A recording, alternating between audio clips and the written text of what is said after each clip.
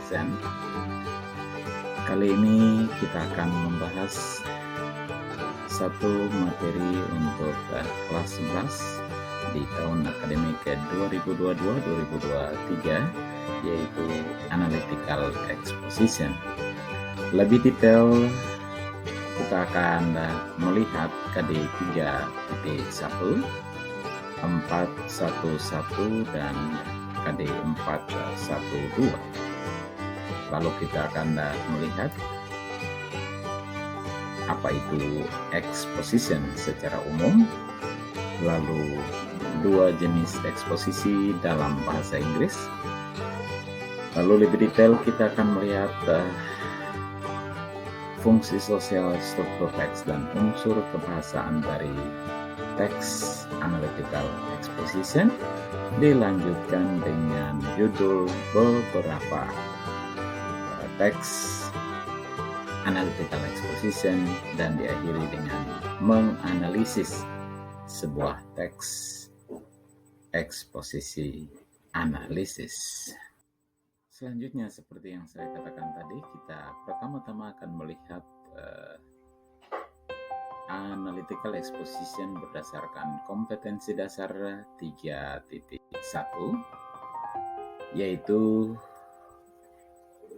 membedakan fungsi sosial struktur teks dan unsur kebahasaan beberapa teks eksposisi analisis, lisan dan tulis, dengan memberi dan meminta informasi terkait isu aktual sesuai dengan konteks penggunaannya. Selanjutnya kita akan lanjutkan dengan KD 4.1.1, yaitu untuk bagian keterampilannya dari analytical exposition, yaitu menangkap makna secara kontekstual terkait fungsi sosial, struktur teks, dan unsur kebahasaan, teks eksposisi analisis, lisan dan tulis terkait isu-isu aktual. Bukan hanya menangkap makna saja, tetapi kita juga belajar untuk menyusun teks eksposisi analisis, tulis terkait isu aktual dengan memperhatikan fungsi sosial, struktur teks, dan unsur kebahasaan secara benar dan sesuai konteks penggunaannya.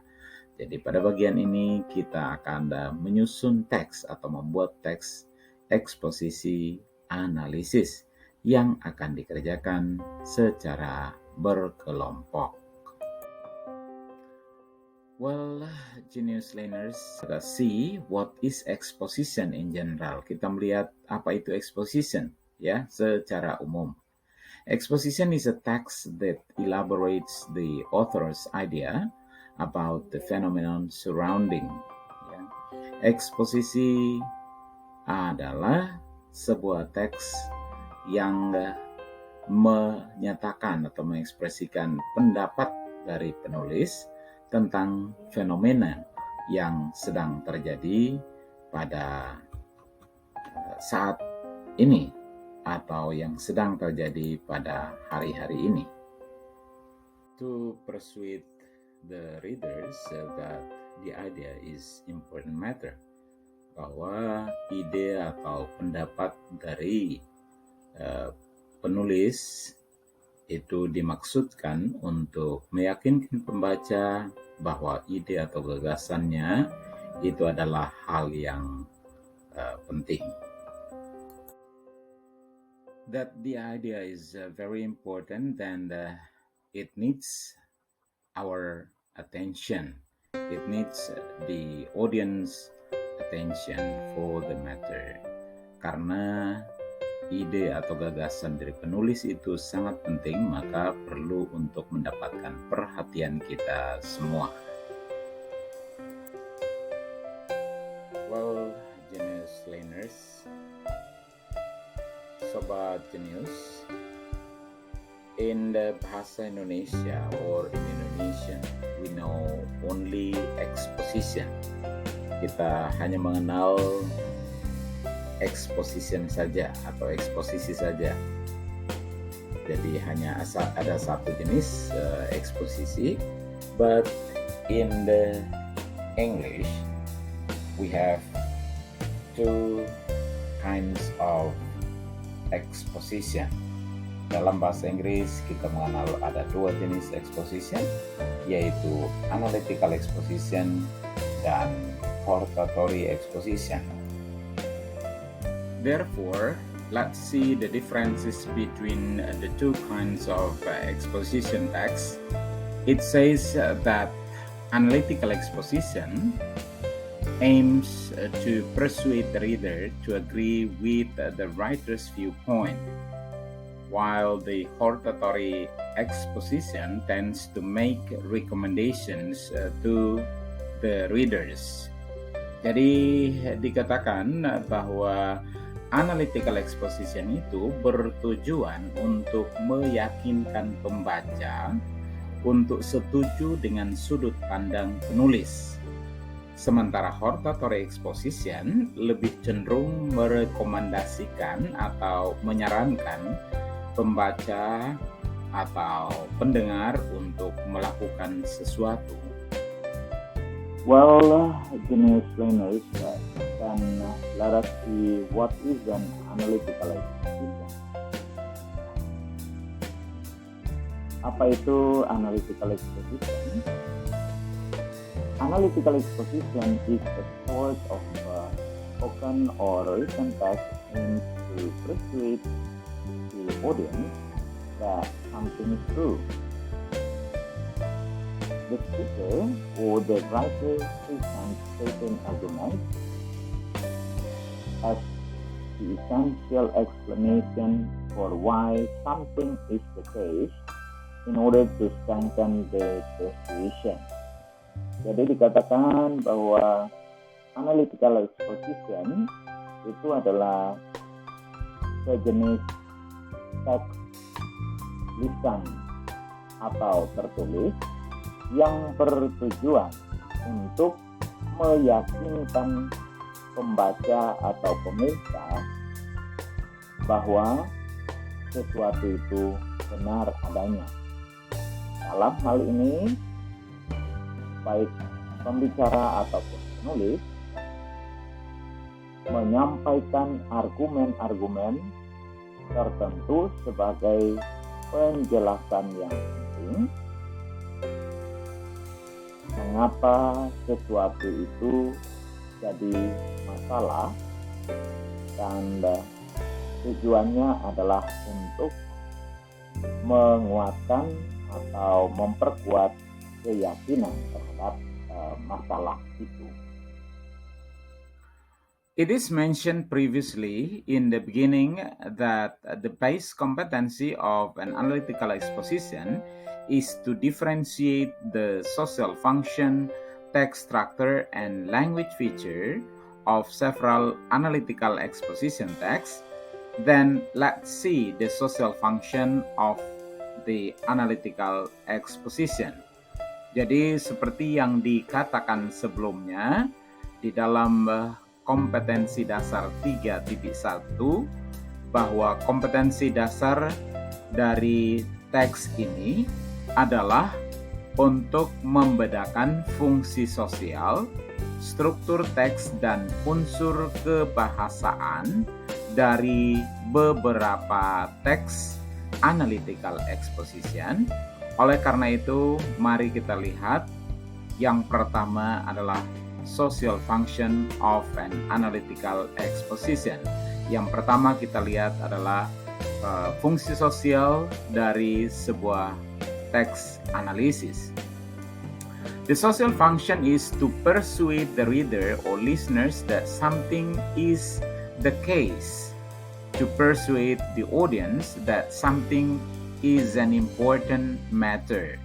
Jadi tujuannya adalah untuk meyakinkan pembaca atau pendengar bahwa sesuatu itu adalah masalah atau sesuatu hal itu masalah. Untuk meyakinkan pendengar bahwa masalah, dan masalah itu adalah hal yang sangat penting untuk diperhatikan bersama.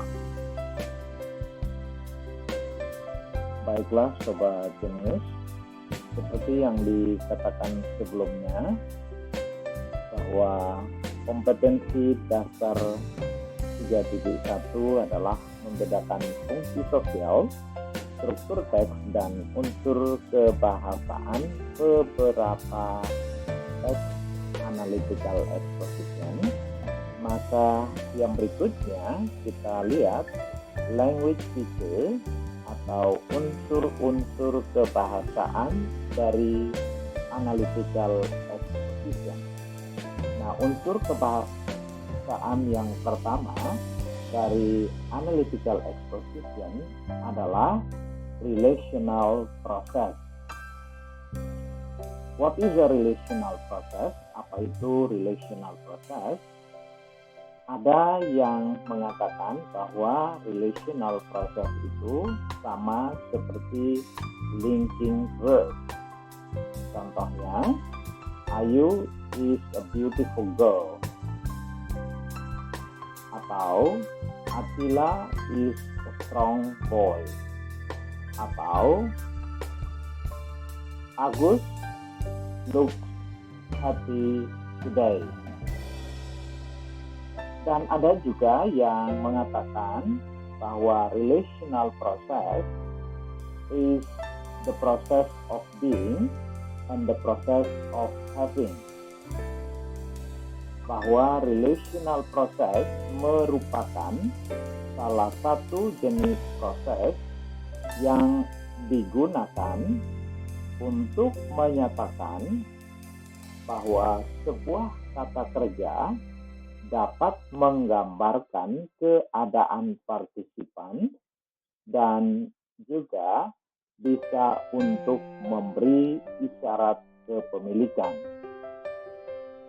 Dan keterangan selanjutnya tentang relational process, bahwa a relational process operates in three main types, bahwa ada 3 kategori relational process. Yang pertama namanya intensive.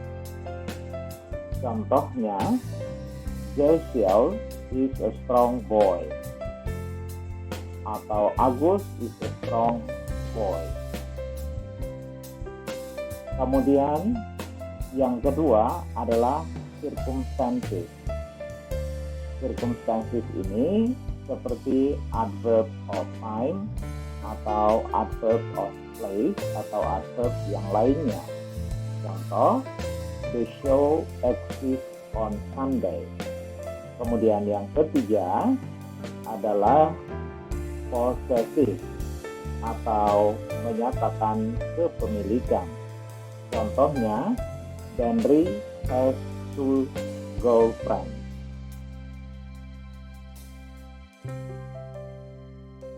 Selanjutnya yang kedua, unsur-unsur kebahasaan yang kedua atau language feature yang kedua dari analytical exposition adalah apa yang disebut dengan internal conjunction. Internal conjunction merupakan kata penghubung, ya, kata penghubung yang terdapat pada argumen dan antara 2 klausa.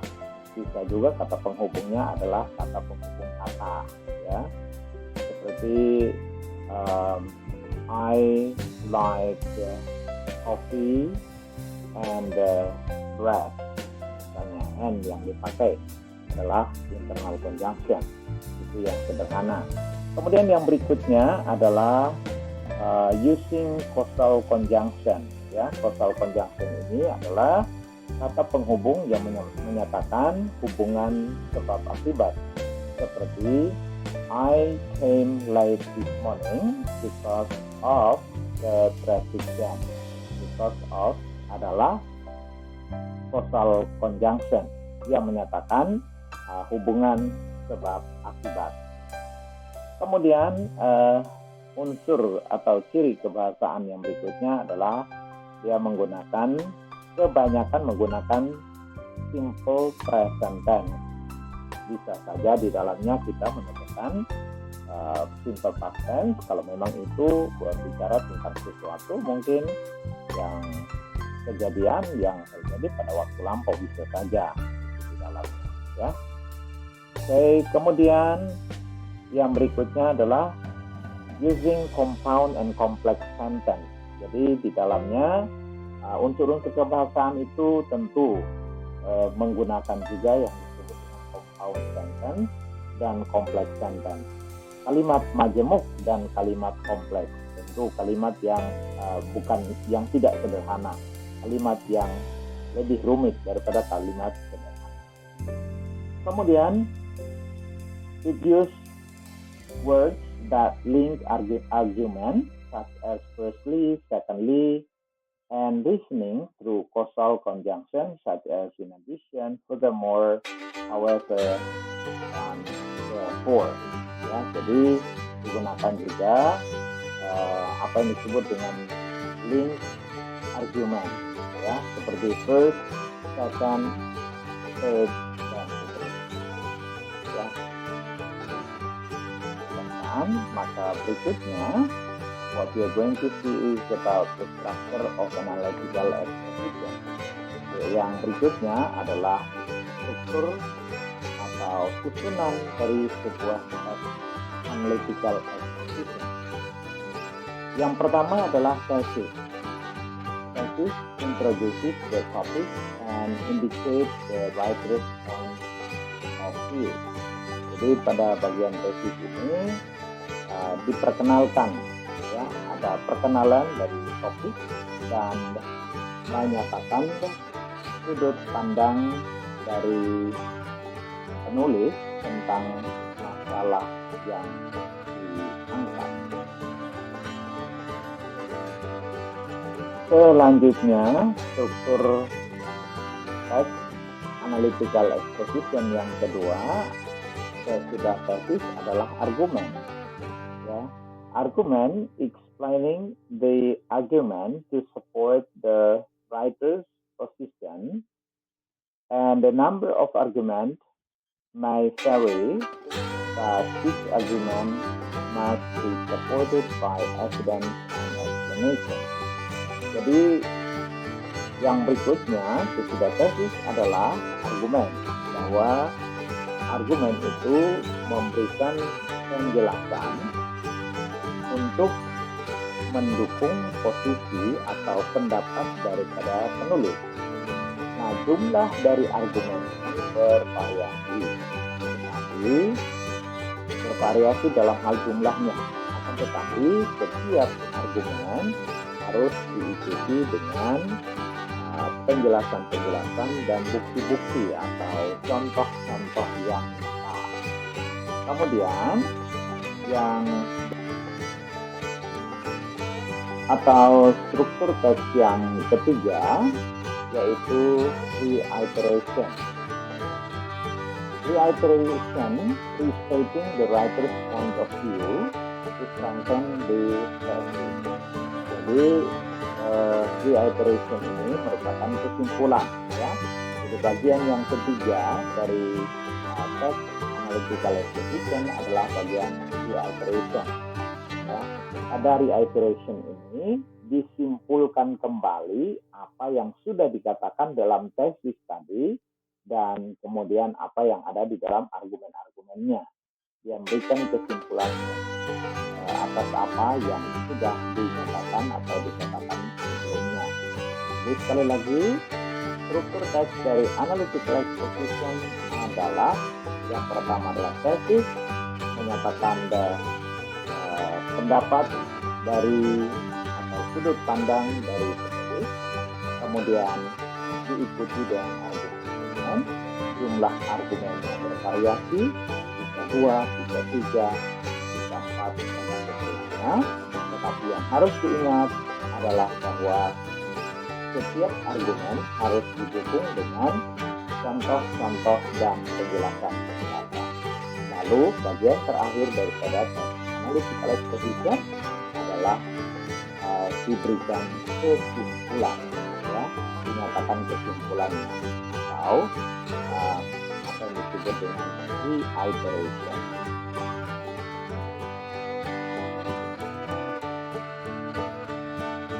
Well, in order to make a conclusion, we can use the following phrases to make the conclusion in reiteration.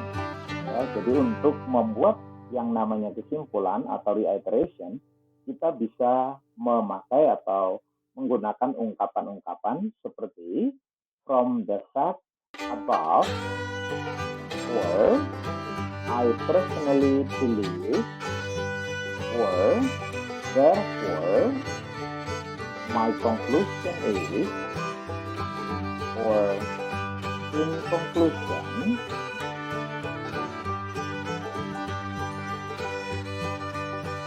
Berikutnya Sobat Genius, mari kita lihat beberapa sampel title of analytical exposition. Kita melihat beberapa contoh judul analytical exposition. Yang pertama, is television education now for children? Sekali lagi, is television educational for children? Kemudian yang kedua, students work harder than teachers. Apakah itu benar atau salah, atau setuju atau tidak setuju? Kemudian text messaging is better than the talking. Lalu yang lainnya adalah birthday should be celebrated. Lalu are mobile phones necessary? Dan judul yang lain adalah children need to go on the excursion. Apakah Anda setuju atau tidak setuju dengan pendapat itu? Dan masih banyak judul yang lain yang bisa Anda dapatkan atau temukan di internet, ya, dari internet, dari Google. Itu banyak sekali judul yang bisa Anda temukan untuk bisa Anda teliti. Baik Sobat Genius, yang terakhir kita melihat contoh sebuah teks pendek, ya, teks analytical exposition, ya, dengan judul atau temanya di sini student work harder than teachers, ya. Dikatakan pada bagian pertama, it is my belief that students undoubtedly work harder than teachers. Kira-kira bagian ini disebut apa? Kemudian di paragraf berikutnya dimulai dengan it is obvious that students definitely work harder because they come to school to learn new things that teachers come to school to teach what they already know. Kemudian paragraf berikutnya, it is true to say that most students also do things. It is true to say that most students also do things after school. Dan seterusnya, kira-kira bagian nomor 2 dan nomor 3 itu apa? Kemudian bagian terakhirnya therefore my opinion is students certainly work harder than teachers. Ya, apa itu? Ya, jawaban dari teman-teman Genius, sobat-sobat Genius pasti benar semua. Yaitu yang pertama tadi disebut ya. It is my belief that students undoubtedly work harder than teachers. Ya, itu bagian pertama sebagai tesis dari student work harder than teachers. Kemudian yang kedua, satu, kemudian berikutnya itu, lalu diakhiri dengan bagian ketiga adalah reiteration atau kesimpulan. Well, Genius learners, sobat-sobat Genius, untuk mengakhiri presentasi melalui video ini, kita lihat bahwa kita sudah mempelajari yang pertama tadi 3.1, 4.11, 4.12, kemudian definisi exposition secara umum, kemudian two kinds of exposition text, ya, dua jenis exposition text, yaitu hortatory exposition dan analytical exposition. Kemudian kita telah mempelajari definisi daripada analytical exposition itu sendiri. Kemudian we have already talked about social function, text structure, and language feature of analytical exposition. Kemudian kita akhiri dengan menganalisis contoh text analytical exposition. I think that is the end of our discussion today. Bye for now.